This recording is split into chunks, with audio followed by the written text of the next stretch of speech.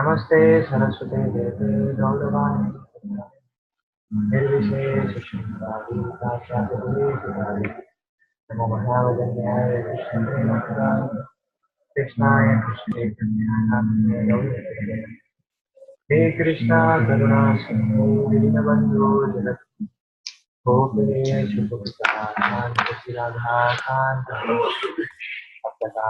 गौराङ्ग श्रीराधे वृन्दावनेश्वरी कर्माणि नीलाचल निवासाय नित्याय परमात्मने वाञ्छाकल्पतरुभ्यश्च कृपासिन्धुभ्यो पतितानां पावनेभ्यो वैष्णवेभ्यो नमो नमः। हरे श्री कृष्णा चैतन्य प्रभु नित्यानंद श्री अद्वैत गदाधर शिवासादि गौरभक्ति हरे Krishna Krishna Krishna Hare Hare Hare Ram Ram Ram Hare Hare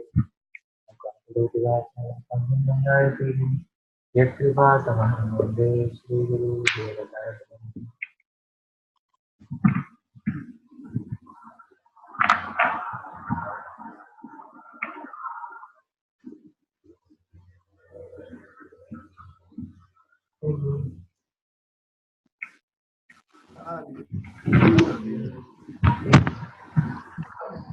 Reading further, text 4.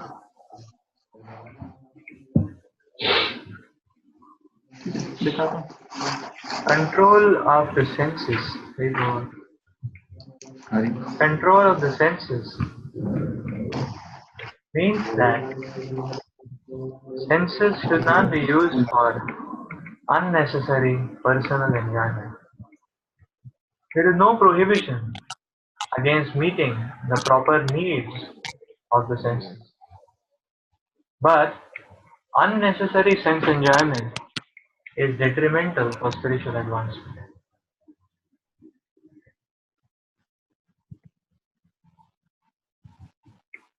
Therefore, the senses should be restrained from unnecessary use. Similarly, one should restrain the mind from unnecessary thoughts. This is called shama. One should not spend one's time pondering over earning money. This is a misuse of thinking power. The mind should be used to understand the prime necessity of human beings, and that should be presented authoritatively. The power of thought should be developed in association with persons who are authorities in the scriptures, saintly persons, and spiritual masters, and those whose thinking is highly developed. Sukham, pleasure or happiness, should always be in that which is favorable for the cultivation of spiritual knowledge of Krishna consciousness. And similarly, that which is painful or which causes distress is that which is unfavorable for the cultivation of Krishna consciousness. Anything favorable for the development of Krishna consciousness should be accepted, and anything unfavorable should be rejected.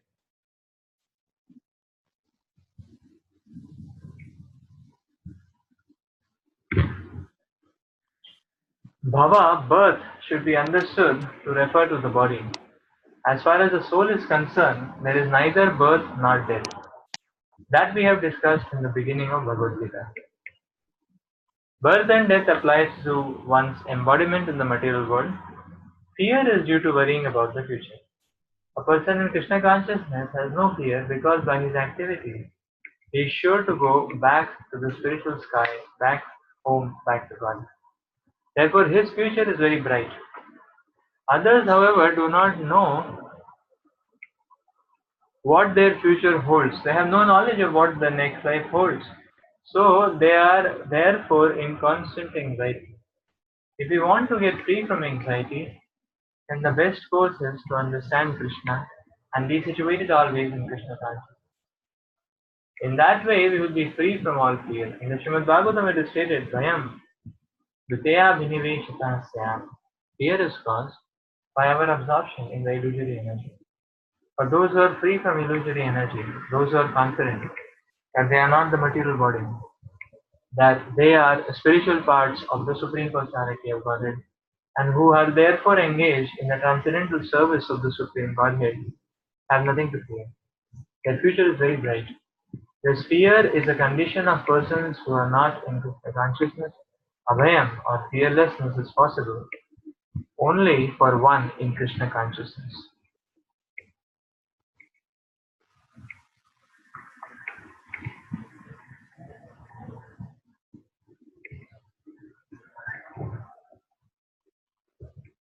Ahimsa, non-violence means that one should not do anything which will put others into misery or confusion. Material activities that are promised by so many politicians, sociologists, philanthropists, etc., do not produce very good results because the politicians and philanthropists have no transcendental vision and they do not know what is actually beneficial for human society. Ahimsa means that people should be trained in such a way that the full utilization of the human body can be achieved. The human body is meant for spiritual realization, so any movement or any commissions which do not further that end commit violence on the human body. That which furthers the future spiritual happiness of people in general is called non-violence.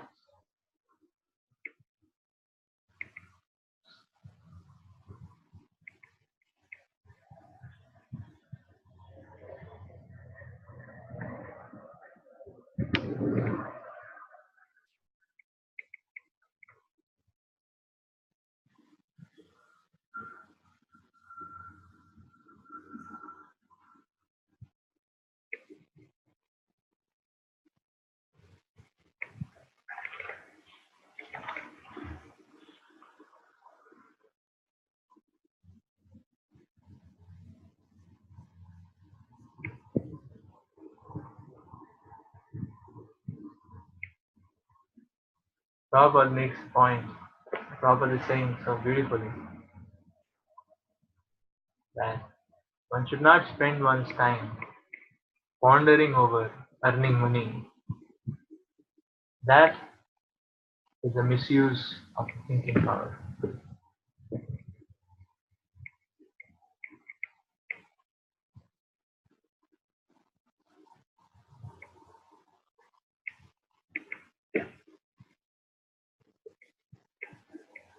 Any yogic process we see, the control of the mind is the first step. Ashtanga yoga begins with uh,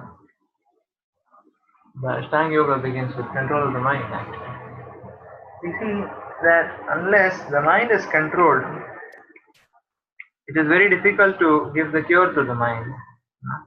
It is very difficult to purify the mind. That's why it is essential that uh, one stabilizes his mind in a lifestyle in which Krishna consciousness is quite prominent. Just like if the child is running here and there, it is very difficult to give injection to the child. It's very difficult to feed the child also. The mother has to run behind, catch him. Only if he is stable, only if he is fixed at one place, then only it is possible to feed him. Then only it is possible to give him some treatment. But in the restless state, it is very difficult. Just like a teacher also gives class and everybody is seated. Everybody is standing, jumping up and down here and there. What is the possibility of discussion? Where is the possibility of... So this stabilization is the first point actually. The mind has to be stabilized. In a restless state, the Krishna consciousness does not sink deeper. Krishna consciousness does not seep in actually. And this is what is being described by Srila Prabhupada here as Shama, control of the mind.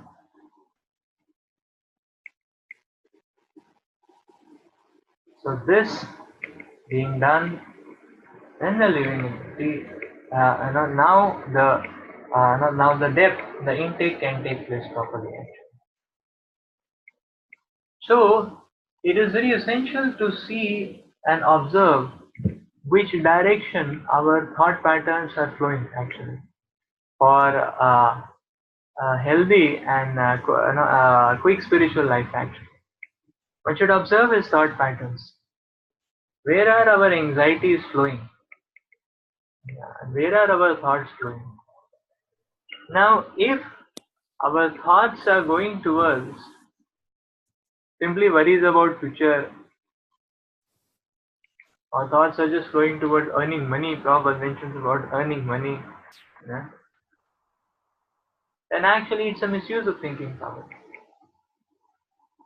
Thinking power has a self-degrading curve that if it is let free, then it starts degrading on its own. It has a self-degrading curve actually. Therefore,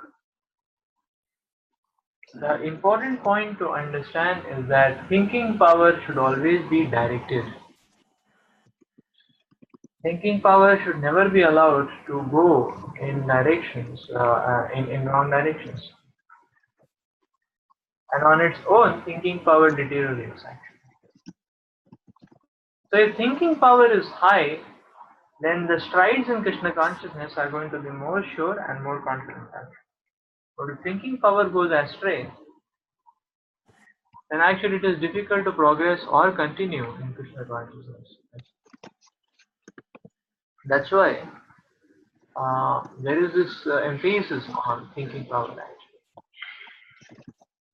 So, in general, it is important to understand that uh, for a sadhaka, as one is growing in life, it is important to understand and observe this that when we are alone and we think and take decisions, many times those decisions, those understandings, those perspectives are faulty. This is the whole basis behind misjudging devotees. So you see, one of the main principles in fights and quarrels among devotees is misunderstanding, which is the hallmark of this age. And one of the key problems of misunderstanding is communication. So that means what is happening is that when one is not communicating, but then he is mentally looping about the other person, and this leads to misjudging the other person. So misjudgments takes place in this way, and what happens is that one gets a very obscured picture, or one makes a very obscured picture of what is reality. So this point has to be understood actually.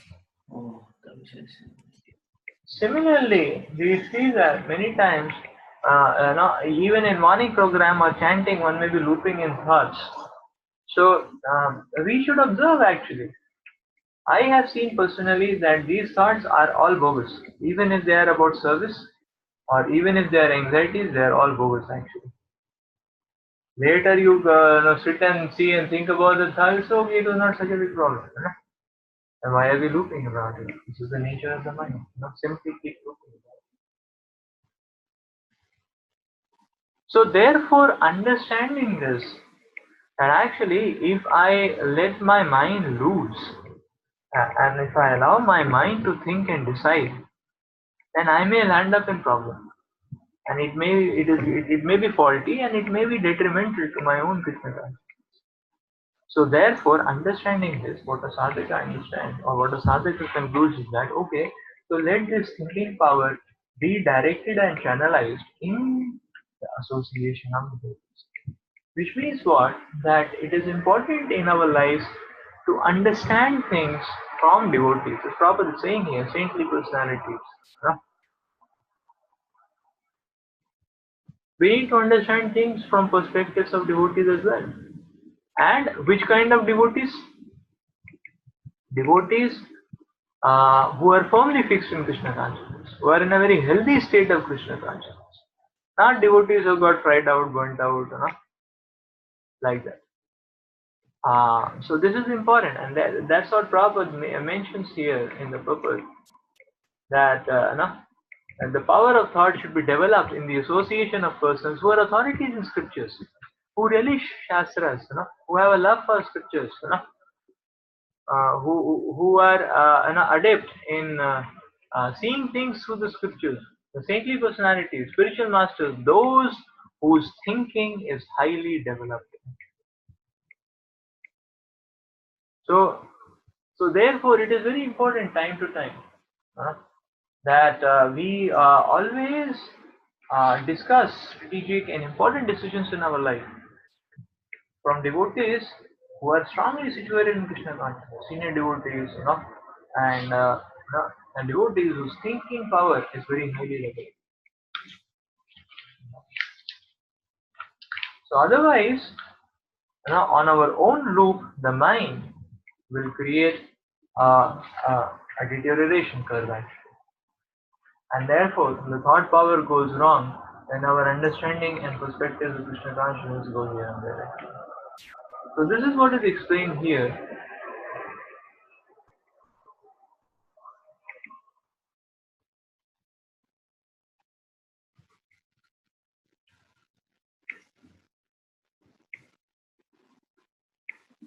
Yeah. So in the next paragraph, Prabhupada is talking about Abhayam. So when Prabhupada talks about birth, Prabhupada is talking about Abhayam. And Prabhupada is saying that actually, if one is not Krishna conscious, one is going to be surrounded with fear. And only when one is situated in Krishna consciousness, one is going to become fearless. So and Prabhupada gives the reason why, because the devotee's destination is sure to go back home to Godhead. And therefore, what is the fear? So there is no instability. So now the point comes. So this is intellectually very true actually.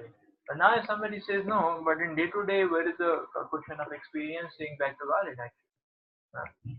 Or how do we relate with this understanding that yes, I'm going back to valid? So now on a day to day scale also, we see that there is fearlessness in a devotee's life. Why? Because uh, a devotee, for a devotee actually, his service to Krishna is not hampered by situations.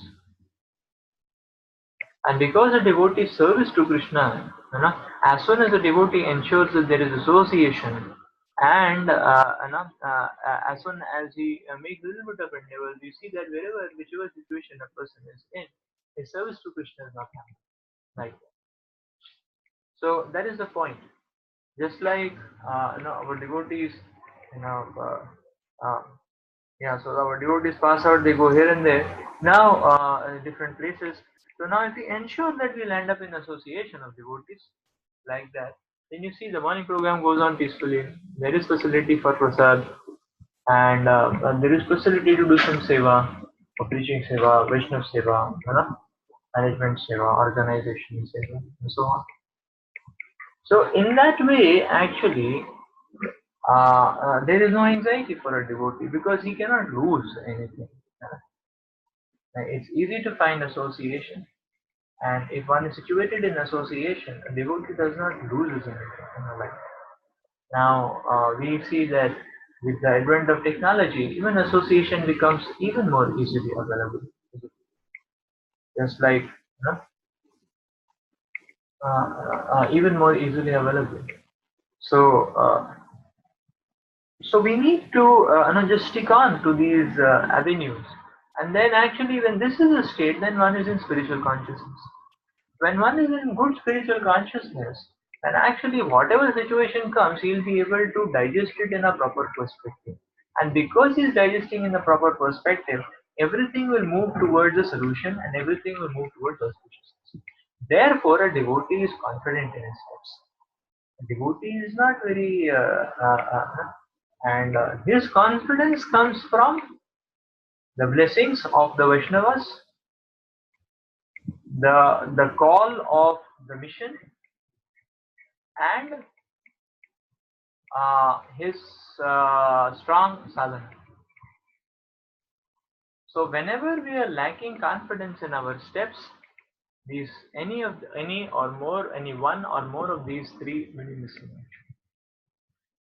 So when there is blessings of Vaishnavas, one is confident. Yes, this is blessed by devotees, and they are happy about it. Yes, I can undergo and I will be protected. A strong sadhana, then we can compile situations and things in a proper perspective. And the third is the call of the mission. How is it related to the mission of the Lord? The call of the mission.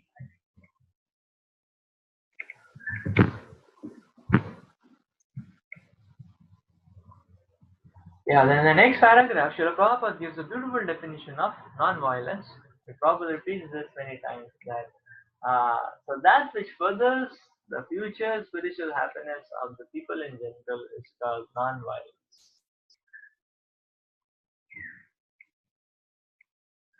That which furthers the future spiritual happiness of people, that's called as non-violence.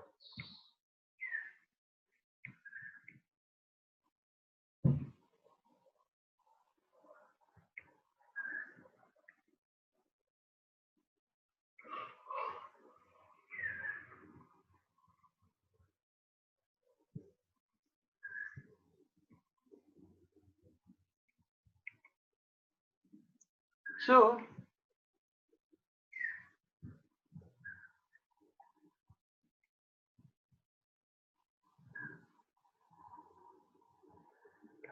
that is why we see that a devotee's steps should always be tuned to one direction, and that is to help people coming closer to Krishna in whatever we are doing.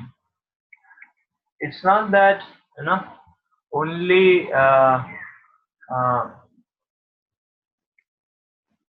it's not that only to the people whom we are you know no, only to first year hostels actually we present Krishna consciousness and we present good behavior, and all other places is something else. No, any living entity we deal with, we should deal in a way that it helps him coming closer to Krishna.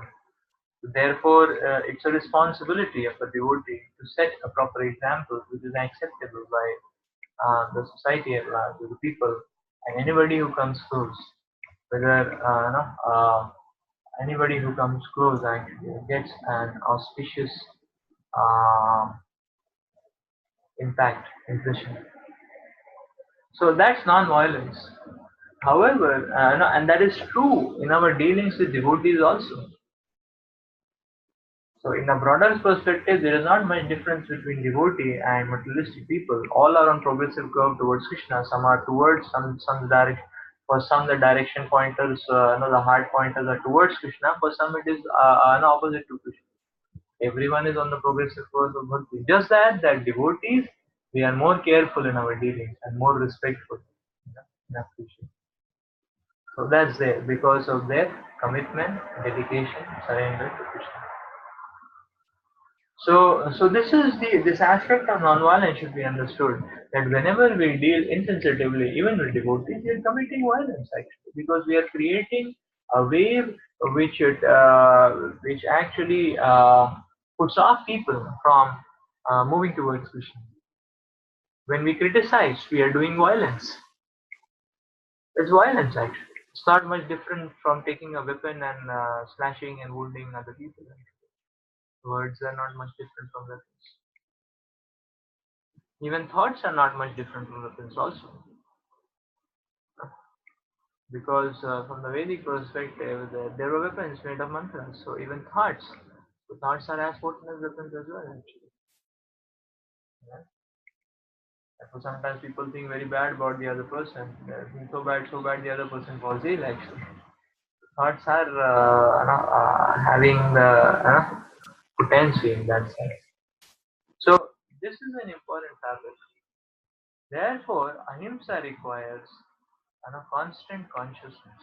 We need to be conscious that yes, my activities should be encouraging for everyone. It should not become discouraging for others. Actually, it should help others perform their service to Krishna favorably. And it should ease devotees surrender to Krishna, not create further obstacles. Read further. Samatha, equanimity, refers to freedom from attachment and aversion. To be very much attached or to be very much detached is not the best. This material world should be accepted without attachment or aversion.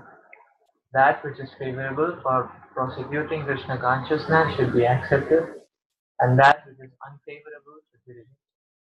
That is called shamatha, equanimity.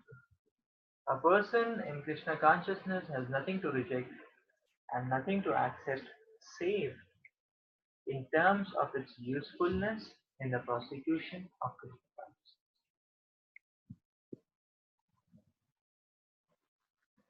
Tushti, satisfaction, means that one should not be eager to gather more and more material goods by unnecessary activity. One should be satisfied with whatever is obtained by the grace of the Supreme Lord. That is called satisfaction. Tapas means austerity or penance. There are many rules and regulations in the Vedas which apply here, like rising early in the morning, taking a bath. Sometimes it is very troublesome to rise early in the morning. But whatever voluntary trouble one may suffer in this way is called penance. Similarly, there are prescriptions for fasting on certain days in the month. One should not be inclined, one may not be inclined to practice such fasting, but because of his determination to make advancement in the science of Krishna consciousness, he should accept such bodily troubles when they are recommended. However, one should not fast unnecessarily or against Vedic intentions. One should not fast for some political purpose. That is described in Bhagavad Gita as fasting in ignorance. Or anything done in ignorance or passion does not lead to spiritual advancement. Everything done in the mode of goodness does advance one, however, and fasting done in terms of Vedic injunctions enriches one in spiritual knowledge.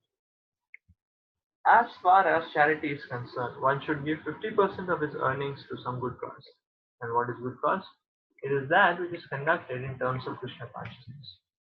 That is not only a good cause, but the best cause. Because Krishna is good, his cause is good. The charity should be given to a person who is engaged in Krishna consciousness. According to Vedic literature, it is enjoined. The charity should be given to the Brahmana. This practice is still followed, although not very nicely, in terms of the Vedic injunction. But still the injunction is that charity should be given to the Brahmanas. Why? Because they are engaged in higher cultivation of spiritual knowledge. A Brahmana is supposed to devote his whole life to understanding Brahman. Brahma janati brahmanaha. One who knows Brahman is called a Brahmana. Thus charity is offered to the Brahmanas because they are always engaged in higher spiritual service and have no time to earn their living. In the Vedic literature, charity is also to be awarded to one in the renounced model of life, the sannyasi. The sannyasis beg from door to door not for money but for missionary purposes. The system is that they go from door to door to awaken the householders from the slumber of ignorance, because the householders are engaged in family affairs and have forgotten their actual purpose of life, awakening their Krishna consciousness. It is the business of the sannyasis to go as beggars to the householders and encourage them to be Krishna conscious.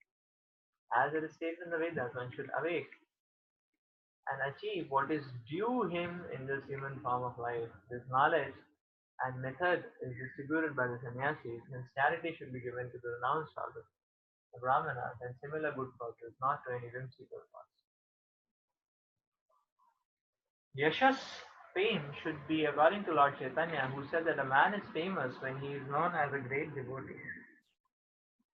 That is real fame. If one has become a great man in Krishna consciousness, and it is known, then he is truly famous. One who does not have such a fame is infamous. All these qualities are manifest throughout the human society and the society of the demigods. There are many forms of humanity on other planets, and these qualities are there. Now, for one who wants to advance in Krishna consciousness, Krishna creates all these qualities, but the person develops them himself from within. One who engages in devotional service of the Supreme Lord develops all the good qualities as arranged by the Supreme Lord. Of course, we find good or bad, the origin is Krishna. Nothing can manifest itself in the material world which is not in Krishna. This is knowledge. Although we know that things are differently situated, we should realize that everything flows from there.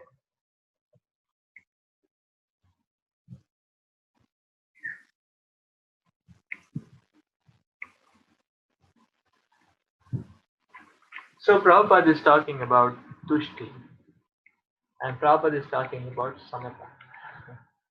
So Samatha, actually. Samatha is an important principle. Why? Because, so now in Samatha, when we understand this principle of Samatha, we understand that attachment and aversion both are wrong actually. So therefore the Vedic injunction what is coming is that nothing is good or nothing is bad. Now this is very interesting. Nothing is good, no, nothing is bad actually. So now what does this mean? Nothing is good, nothing is bad. What is the implication? The implication is that because nothing is good and nothing is bad actually, therefore, when it comes to other Vaishnavas, do not make judgment. So many times we term something as bad, you know. Like say for example, we term something as bad, say for example, somebody says that okay, uh,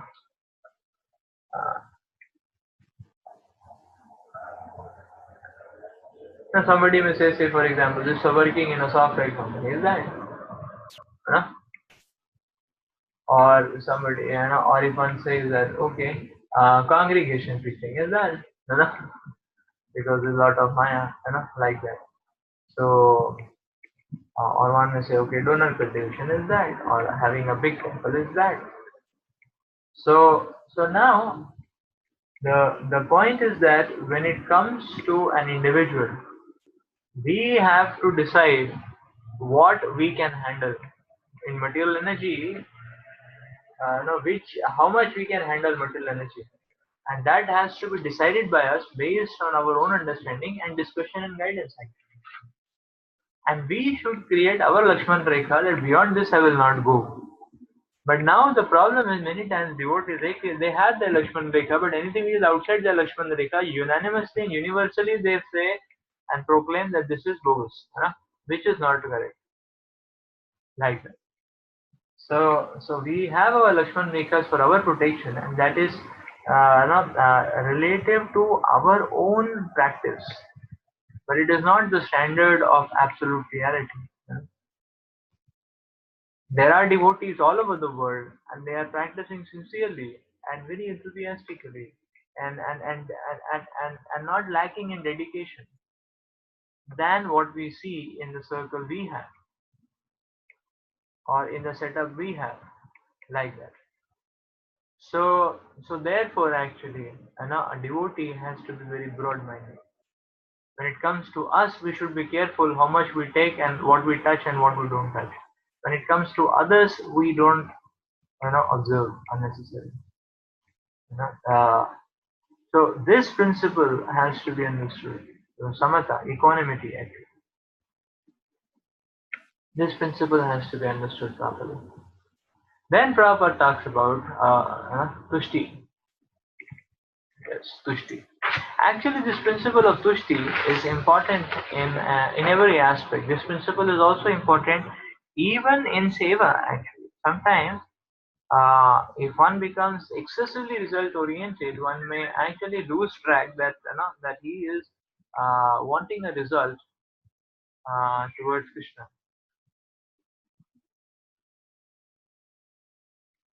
Do you have a question, Prabhu?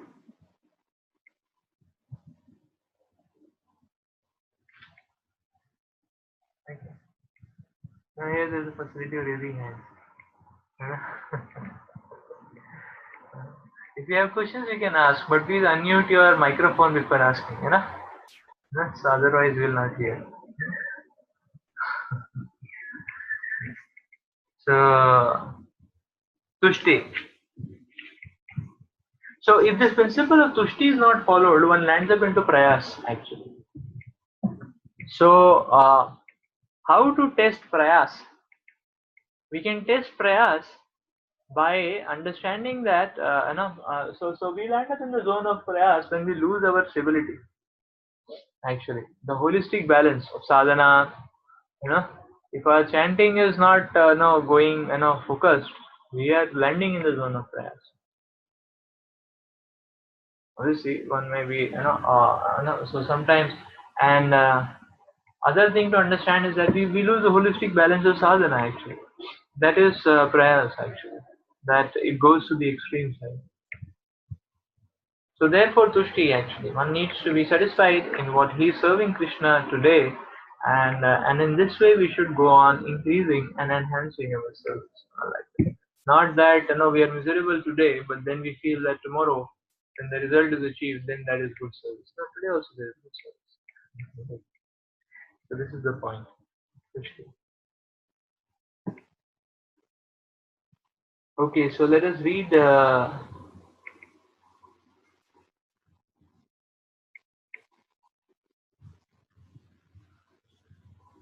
the slideshow.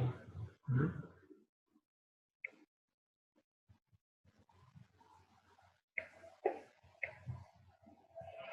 Before we go further, let's just read from the slideshow. Hmm. These are Vishwanath Chakravarti Thakur's commentaries. Uh,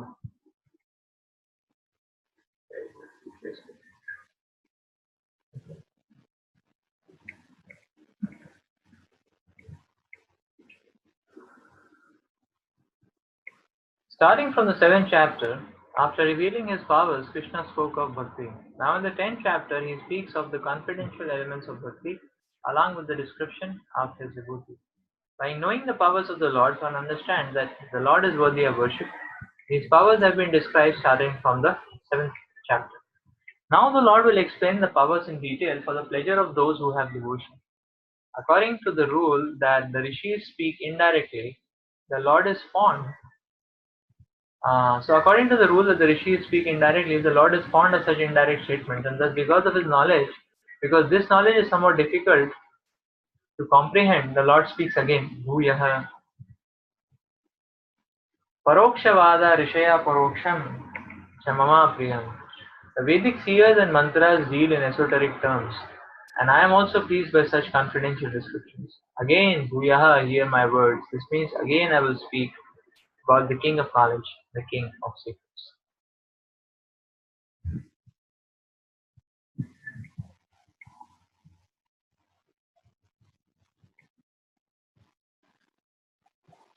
O mighty armed one, you display your supreme power of your arms.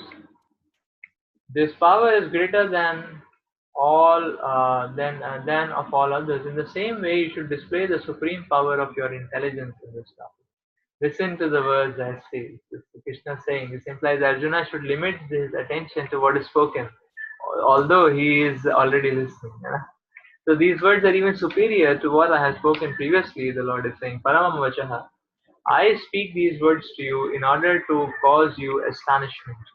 Use of the dative case te with the verb yasyami indicates a suppressed infinitive of purpose by the rule kriyartho papadasya cha. This is funny name. The reason for speaking to Arjuna is then given. I will speak to you because you are filled with prema. Use of te dative case with the verb bhakshyami indicates that there is a hidden infinitive which should be understood. Thus, aham te vakshyami instead of simply meaning I speak to you means I speak to you in order to amaze you, impress you, please you. So this is 10.1 actually. Vishwanath Chakravarti Thakur's commentary on 10.1. 10.2. My appearance can be known only by my unprecedented mercy and by no other means. The Devatas do not know my extraordinary birth from Devaki. Well, the Devatas may not know because they are absorbed in material pleasure, but the sages must know. But the Lord is saying, no, they also don't know. The Lord explains the reason why they do not know. Because I am the cause of all of them.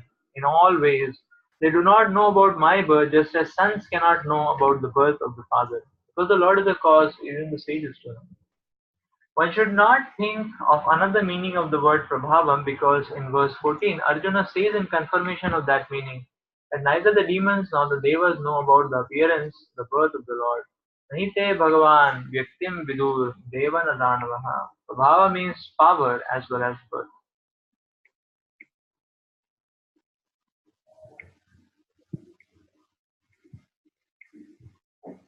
Sorry, we went forward. We have gone forward. Oh, hold on. Where is it going? Where are you going? 10.8, 10.3. Yes, so 10.3. But certainly the devas, devatas and the rishis know about the birth of this body belonging to you. The supreme Brahman, who are unlimited by all time and space. Placing his index finger on his chest, the Lord speaks this verse. He who knows that I am without birth and am beginningless is free from sin. Does not everyone know that Brahma is not beginningless, but that you, Paramatma, are called Aja, without birth, because of having no beginning, Ajam Anadim. He who knows that I am unborn and also born to Vasudev, and am still without beginning, is free from all sin. Here signifies that he is also born. But the use of the word Ma, me, Krishna indicates his particular birth from Vasudeva. This refers back to the Lord's previous statement in chapter 4 that he who knows my birth and activities are transcendental.